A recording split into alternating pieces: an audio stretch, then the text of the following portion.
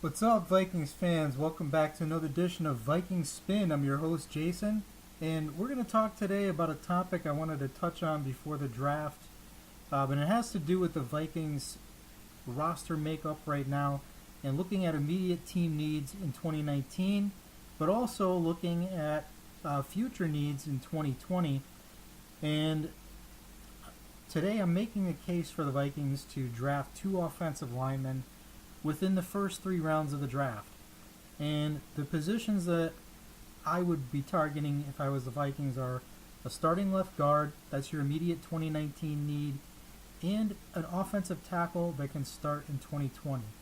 And why that's so important is because the Vikings they're going to be entering 2020 at this moment, before any other moves, with $14 million in cap space.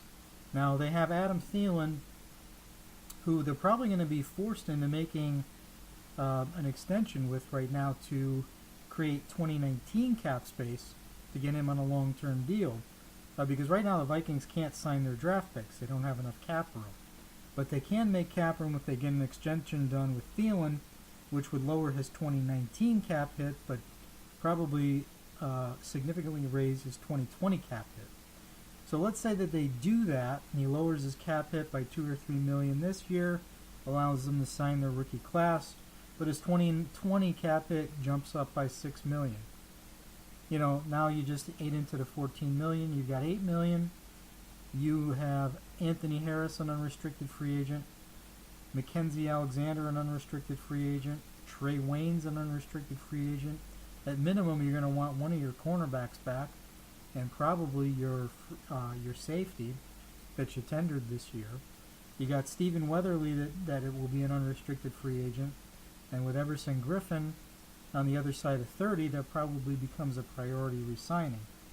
Also coming up, besides those guys, are Jaron Kearse and David Morgan on the lower level, but they're important role players too. So, for the Vikings to be able to retain these players that are young and they want to have them for a while going forward, they're going to have to create some cap space. So drafting a guy that can take over for Reef in 2020 would be very beneficial and wise, looking at the future of the salary cap next season, because Reef is scheduled to make over $13 million in 2020.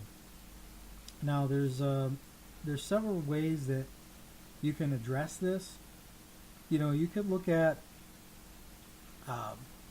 going with, and if you're going to say, let's say you're going to get your guard in the first round, and I think the way that the draft is going to fall will probably point this way, because the Vikings could probably trade down a few spots and pick up another day 2 pick and still get a starting guard, be it Cody Ford or Dalton Reisner.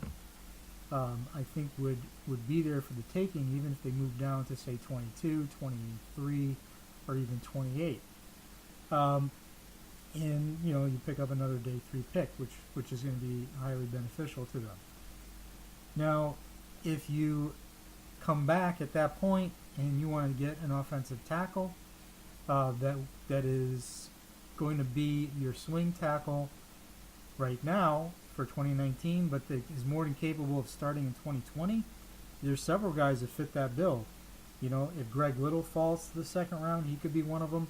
Titus Howard is a second round pick that definitely fits that description. Another one would be Yadni Kajust.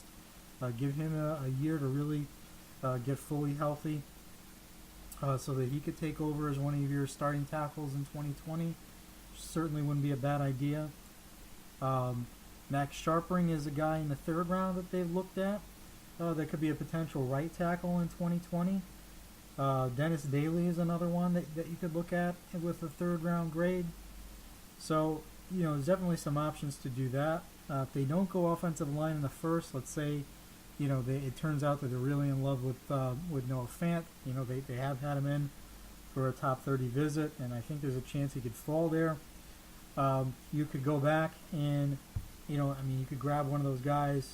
You can grab a tackle in the 2nd round, and maybe you grab a guard or an interior player with flexibility, like a guy that plays center like Eric McCoy, You could either move him to guard or move Elfline to guard, and the other guy plays center.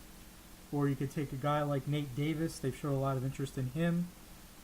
He's got a third-round grade. Connor McGovern's another one with a third-round grade.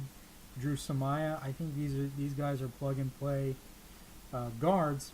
What I'd like them to avoid, though, is getting into a situation where they just take a tackle, either in the first or the second, and they move Riley Reef to guard.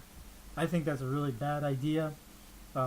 Somebody that's played tackle their entire NFL career, moving him to guard and expecting them to play well. It worked out horribly with Mike Remmers. Probably really ruined his career quite a bit. I don't think that would be a wise move. Riley Reef has not played guard since his freshman year in college. He was not trained that way coming out of college. He spent most of the time as tackle. He's played tackle his entire NFL career. There's nothing that tells me that he's going to be a successful guard. And Mike Zimmer admitted as much at the owners' meeting. Says he has no idea how he'd do a guard. It's not like they've given him reps there. So I think that would be a very dangerous way to address one of the weakest points on your team, putting a player in a position to fail. So I really hope that they don't do that. But if you take a tackle prospect, I think the best thing to do is you've got Riley Reef right now. He can play tackle in 2019. So take your tackle in the second or third round that you can develop into a starter by next year.